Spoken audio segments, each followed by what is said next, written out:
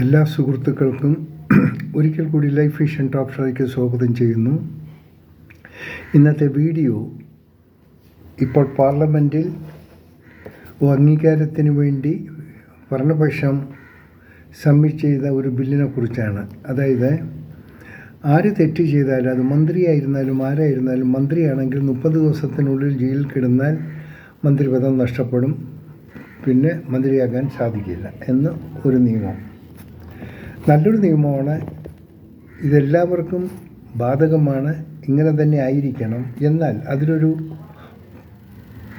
Mistake ഉള്ളത്, സാധാരണ കണ്ടുവരുന്ന ഏത് ഭരണപക്ഷമാണോ ആ ഭരണപക്ഷത്തിൻ്റെ എന്ത് തന്നെ ആയിരുന്നാലും ഈ അന്വേഷണ ഏജൻസികൾ അവരുടെ അന്വേഷണം നടത്തുന്നത് ഭരണകക്ഷിയുടെ ഡയറക്ഷൻ മൂലമാണ്. അപ്പോൾ ഭരണകക്ഷി എന്ത് വിചാരിക്കുന്നോ അത് മാത്രമേ നടത്താവൂ. കണ്ട പല ഉദാഹരണങ്ങളുണ്ട്. ഉദാഹരണത്തിന്, തെറ്റ് ചെയ്യാത്തവരും ശിക്ഷിക്കപ്പെടുന്നു. അത് ഈ രാഷ്ട്രീയക്കാർ തമ്മിലുള്ളൊരു പകപോക്കലാണ്. ഓരോ രാഷ്ട്രീയക്കാരും അവരുടെ ഭരണം നിലനിർത്താൻ അവർ മാക്സിമം ശ്രമിക്കാറുണ്ട്. അതിനുവേണ്ടി എതിർപക്ഷ പാർട്ടികളെ ഏത് രീതിയിലും അടിച്ചമർത്താൻ ഭരണപക്ഷത്തിൻ്റെ ആജ്ഞകൾ സ്വീകരിക്കുന്ന അന്വേഷണ കമ്മീഷനുകളും ചെയ്യുന്നതാണ്. ഇതാണ് ഏത് പാർട്ടി ഭരിച്ചാലും ഇത് സാധാരണ നടന്നു വരുന്ന ഒരു റൂൾസാണ്, ഒരു സംവിധാനമാണ്. അതിന് ഇതുവരെയും ഇന്ത്യയിൽ ഒരു മാറ്റവും സംഭവിച്ചിട്ടില്ല, സംഭവിക്കുമെന്ന് അറിയത്തുമില്ല. നമുക്കറിയാം, BJP ഭരിച്ചിരുന്നു, അവർക്ക് ഇഷ്ടമല്ലാത്തവർ അവർ തുറങ്കിലടിക്കും.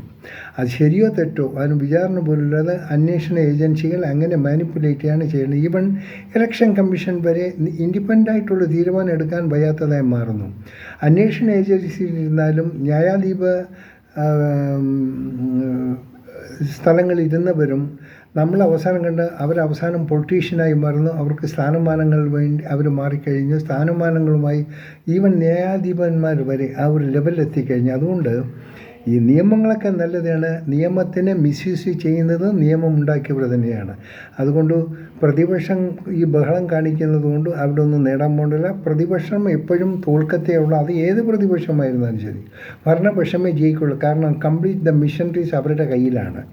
അപ്പോൾ നമ്മൾ വെറുതെ കിടന്ന് ബഹളവും ഒച്ചപ്പാടും വെച്ചിട്ട് ഒരു കാര്യമില്ല. അവർക്ക് പ്രചാരണമുണ്ട്, അവർ നടത്താൻ തോന്നിയ വാസം നടക്കും. അത് ആരായിരുന്നാലും അതേ നടത്താറുള്ളൂ. ഏത് പാർട്ടി വന്നാലും അതാർക്കും കുറ്റം പറയാൻ പറ്റില്ല. ആ ഒരു സംവിധാനം മാറ്റാനും പറ്റത്തില്ല.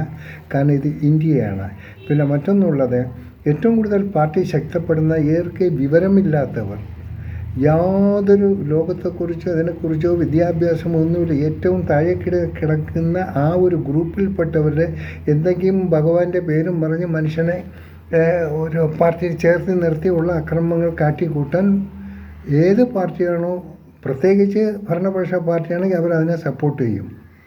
അതിനെ എതിർക്കാൻ ഏത് പ്രതിപക്ഷം എതിർത്താലും നടക്കില്ല. ഇറ്റ് ഈസ് റൊട്ടൈൻ തിങ്സ്, ഇത് പ്രാക്ടിക്കലാണ്. ഇത് ഇന്ത്യയിൽ കണ്ടുവരുന്ന ഒരിതാണ്. ഇന്ദിരാഗാന്ധി എമർജൻസി നടത്തി, അതിന് പ്രതിപക്ഷക്കാർ അതായിട്ട് ഇന്ദിരാഗാന്ധി നടത്തി ശരിയോടൊപ്പം തെറ്റുകളും സംഭവിച്ചു. അതുപോലെ ഇപ്പോൾ BJP ഭരണം നടത്തുന്നു, ശരികളുമുണ്ട് തെറ്റുകളുമുണ്ട്. അതാരും സ്വയം കറക്റ്റ് ചെയ്യാൻ ശ്രമിക്കുന്നില്ല. എല്ലാവരുടെയും വാശി തീർക്കൽ, അവർ ഭരണത്തിലെത്തിയാൽ അവരാരും മുമ്പ് ഉപദ്രവിച്ചോ അവരെ തിരിച്ചടിക്കുക എന്നുള്ളൊരു പരിപാടിയാണ്. അത് ഇന്ത്യയിൽ ഇതുവരെ ഒരു മാറ്റവും സംഭവിച്ചില്ല. അതുകൊണ്ട് ഈ ബില്ല് പാസും ഇത് ബില്ലില്ലെങ്കിലും ചെയ്യേണ്ടത് ചെയ്തു തന്നെയായിരിക്കും. അന്വേഷണ ഏജൻസികൾ ഏത് ഭരണപക്ഷത്തിൻ്റെ ഏത് പാർട്ടിയുടെ കയ്യിലാണോ അവർ വിചാരിക്കുന്നത് നടക്കും. ഇപ്പം നമ്മൾ കണ്ടുവരുന്ന ഏതാണ്. അതുകൊണ്ട് ബില്ലിനെ എതിർത്തെങ്കിലും ബില്ലുണ്ടാക്കിയാലും ബില്ലുണ്ടാക്കിയില്ലെങ്കിലും ഇന്ത്യയിൽ ഒരു സ്ഥിതിയുണ്ട്, അതുപോലെ തന്നെ ആയിരിക്കും പോവുക. കാരണം ഇവിടെ വിദ്യാഭ്യാസം ഏറ്റവും കൂടുതൽ കുറഞ്ഞ ആൾക്കാരാണ് കൂടുതൽ. പാവപ്പെട്ടവരും നിർധനവരും തൊഴിലാളികളും അവർ വിദ്യാഭ്യാസം അത്ര ഇതില്ല. ഇത് മതത്തിൻ്റെ പേരിലും ജാതിയുടെ പേരിലും ഒക്കെ ആൾക്കാരെ വേർതിരിച്ച് തമ്മിൽ തല്ലിപ്പിച്ച് ഓരോരുത്തരും അവരുടെ ഗുണ്ടായുസം കാണിച്ച് ഓരോരുത്തരും അവരുടെ പ്രാതിനിധ്യം സ്ഥിരീകരിക്കാൻ ശ്രമിക്കുന്ന ഈ അവസരത്തിൽ ഇതിനൊന്നും വലിയ വില കൊടുത്തിട്ട് കാര്യമില്ല. ഇതും ഇതിനപ്പുറവും നടക്കുന്ന ഒരു സ്ഥലമാണ് ഇന്ത്യ എന്ന് ഓർത്താനും. അപ്പോൾ ഇന്ത്യ മാത്രമേ ഇപ്പോൾ ഈ അമേരിക്ക എടുത്താലും ശരി, അമേരിക്ക ഇപ്പോൾ ഡൊണാൾഡ് ട്രംപ് കാട്ടി കൂട്ടുന്ന കാട്ടാളത്തരങ്ങളൊന്നും സഹിക്കാൻ പറ്റുന്നില്ല. അവിടെ ഉണ്ട് അസ്വസ്ഥതകൾ ഒത്തിരി ഉണ്ട്. ആ രാജ്യത്ത് ഒരുപാട് അസ്വസ്ഥതയുണ്ട്. പിന്നെ അവിടെ ആ നിയമത്തിനനുസൃതമായി നമ്മുടെ ഇവിടെ തന്നെ അത്ര റോസ്റ്റായിട്ട് പോകണില്ല. ഇന്ത്യയെക്കാളും വേസ്റ്റായ രാജ്യങ്ങൾ നമുക്ക് പറയാം അമേരിക്ക. ഇപ്പോൾ ഈ ഇന്ത്യയെക്കാളും വേസ്റ്റായ ഒരു കണ്ടീഷനാണ് അമേരിക്ക മൂവ് ആയിക്കൊണ്ടിരിക്കുക. അതുകൊണ്ട് ലോകത്തിന് ഒരുപാട് ബുദ്ധിമുട്ടുകളുണ്ട്. സോ എല്ലാ സുഹൃത്തുക്കളോടും രാജ്യസ്നേഹികളോടും പറയുന്നു, സംഭവമി യുഗേ കാണാം വീണ്ടും മറ്റൊരു വീഡിയോയിൽ കൂടെ. ഞാൻ GK തുമ്പക്കാരൻ. ഈ വീഡിയോ ഇഷ്ടപ്പെട്ടാൽ ഒന്ന് എല്ലാവർക്കും ഷെയർ ചെയ്യാം. Thank you.